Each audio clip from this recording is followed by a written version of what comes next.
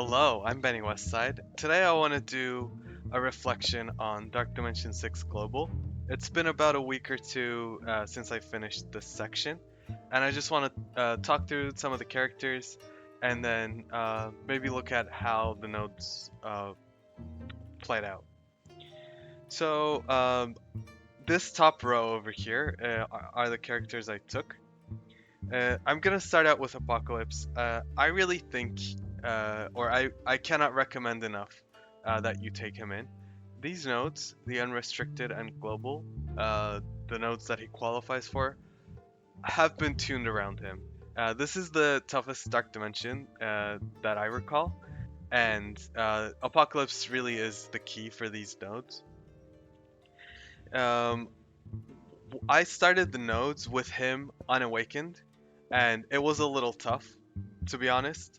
Uh, like halfway or two-thirds of the way through global, I was able to get him up, and that really changed it for me. That's not to say if you don't have him awakened yet, don't take him.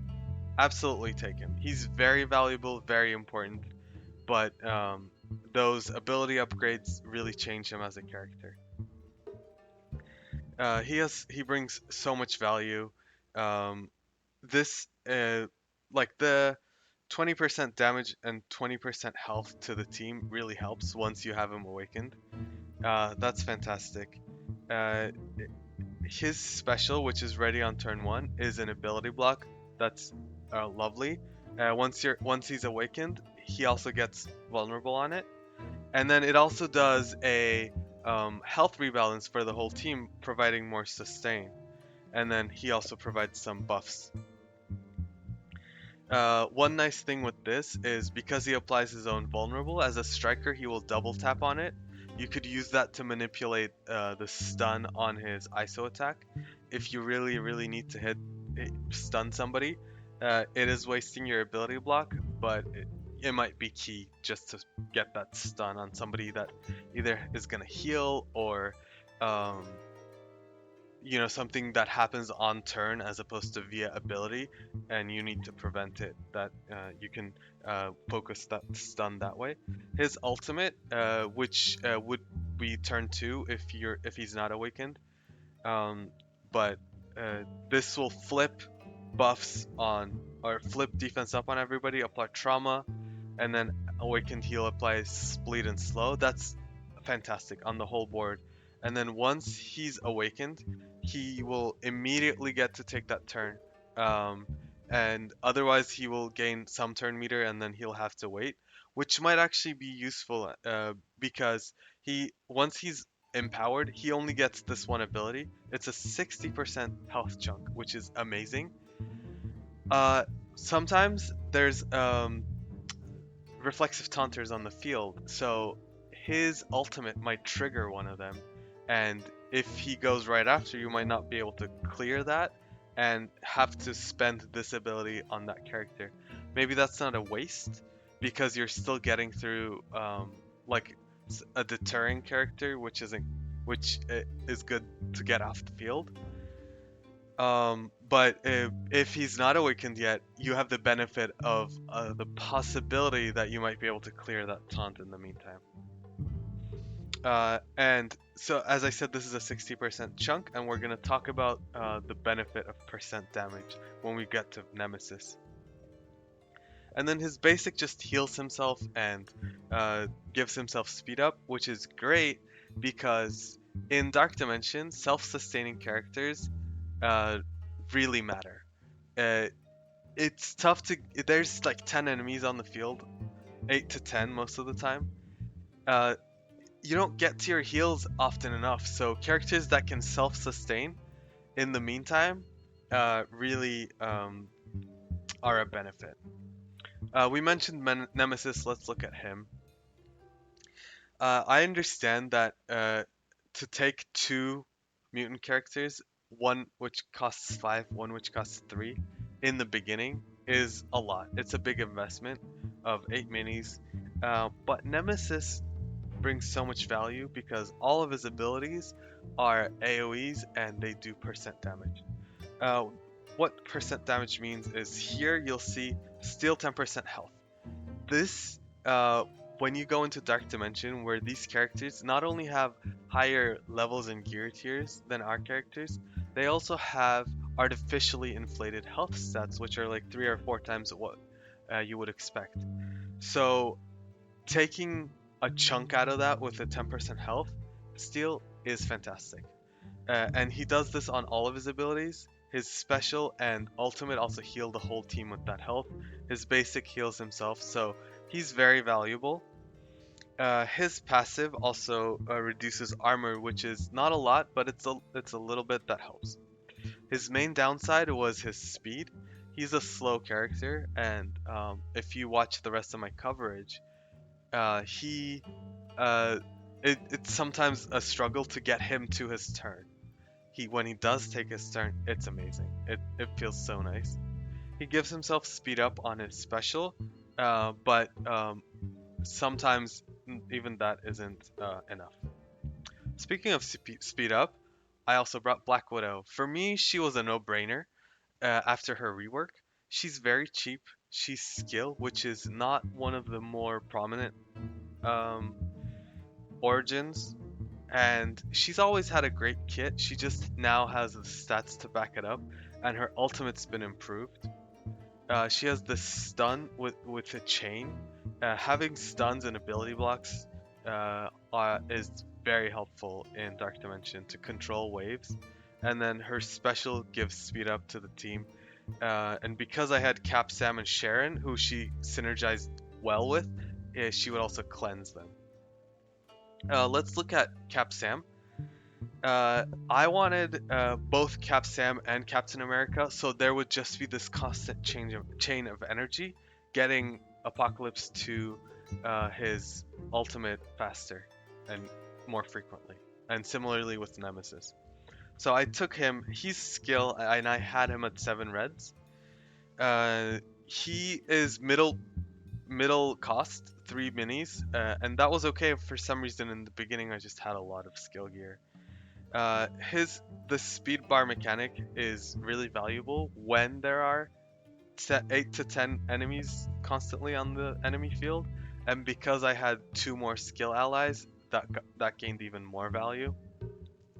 His special, giving energy and speed up to Sharon and Black Widow, was very nice, and he's a tank who gives himself deflect and defense up, so he's tanking a little better than, say, for example, a Hulk would. And the ability energy helped with my allies' abilities. And his special, because he calls a skill ally, I had both Black Widow and Sharon as skirmishers, so this would also apply a guaranteed vulnerable, and I could even target somebody with vulnerable and get a buff strip. Now, let's go to my final character, which is probably the most contentious. She, as I said, I had wanted to take Captain America, but there was a point where it's like the Vibranium just was not coming, and I got tired of waiting, and I had just finished Unrestricted, and it was the next day, and I liked the idea of getting to keep the streams every day. I was streaming and putting out the Dark Dimension content every day, so I wanted to keep that train going, and I did have the skill gear, so I brought her based on the virtue of already having Sam and Black Widow, who she would really work well with. She gets the guaranteed speed up and cleanse from Black Widow. She gets all the benefits from Sam, and then she has a chance of giving them offense up as well. Her main value is that she's a cheap skill character. She only takes 2 minis, and she has a stun, buff clears, and then a defense down with ability block. Those were really helpful, as I said, with Black Widow or Apocalypse. These stuns and ability blocks are key in Dark Dimension to control all these enemies that you're having to face. So she was very helpful, especially with boosted energy and speed from her allies. She was squishy, and admittedly, she's not the best investment for the future of the game. But she was skill, so I was fine with that. Beyond her, I think like Nemesis might not be a long-lasting character, but I do think that Deathseed, compared to say Bifrost or Invaders, is probably going to last a little longer. They have a legendary, and those tend to last longer. I think there's still another raid or two in Deathseed, and I think I can maybe take Nemesis to one or two more Dark Dimensions even. The health steal is really that valuable. So now let's look at how I did in the nodes.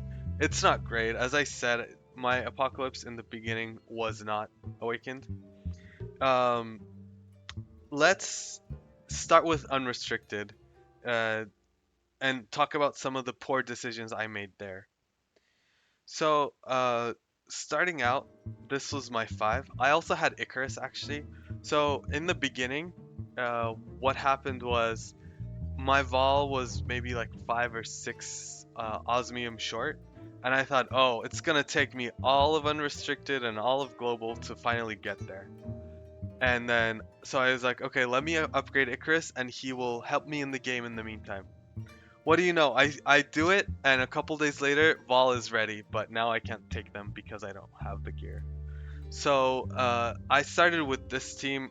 Captain Marvel, admittedly, didn't really do much. I initially tried to have her as a healer, to boost survivability a little bit, but then moved on to Skirmisher, just to have more vulnerables and more buff strips.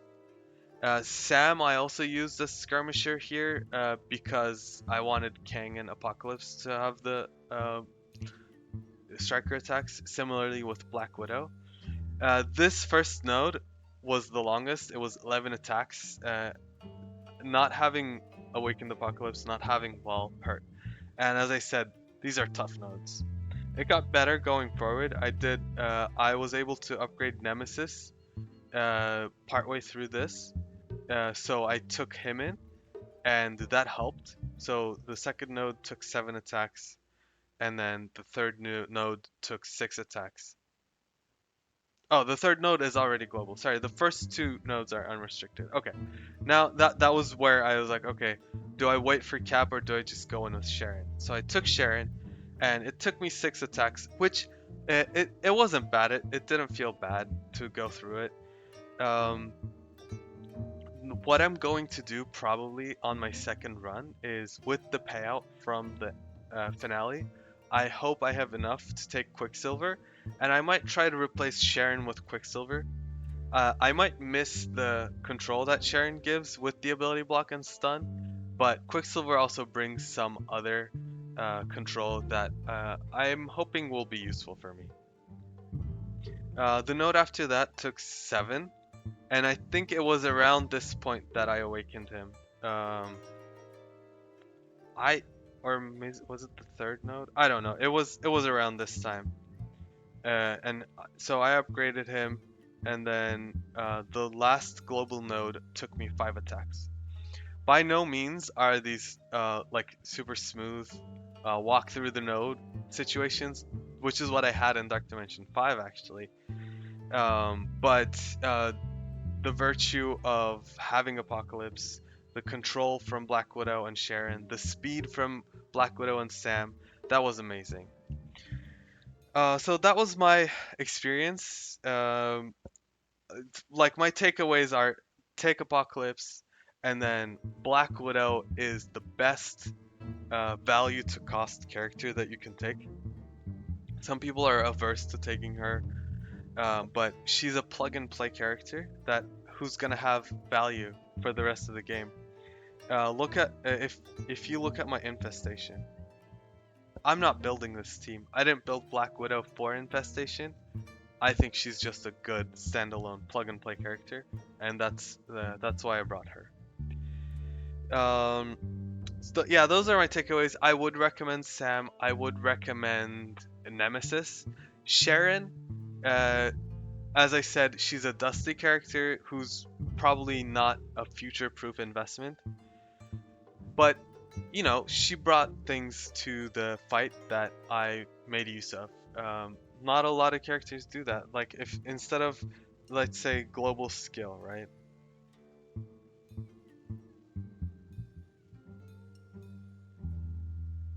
Instead of Sharon Carter, had I brought one of the invaders, uh, they would have been useless. Like Bucky Barnes, Iron Fist World War II, not good characters. Captain America provides some like bulk, but not really.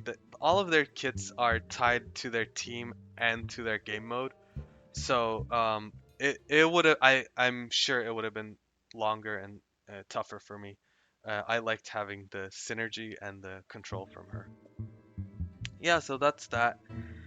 Um, I have prepared these infographics for each of these characters that we just discussed. They're going to be posted, and the links to them you can find in the video description below. You can also look out for my cosmic coverage, which I'm going to start working on after this. Let me know what you think about this, and if you have feedback, I will try to put that towards the cosmic section and improve that to better help you guys. Please let me know who you're considering taking to Dark Dimension. I'm curious about everybody's experiences, so if you've already gone through Global, let me know what some characters felt like, any surprises, anybody that was complete dud where you expected them to perform perfectly. Those are things that are very helpful for me because regularly myself and Pathfinder we put out the infographics for like better characters to choose for Dark Dimension.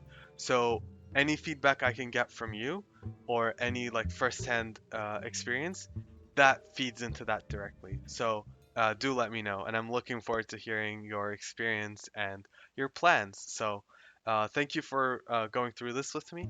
I hope to see you in the next one.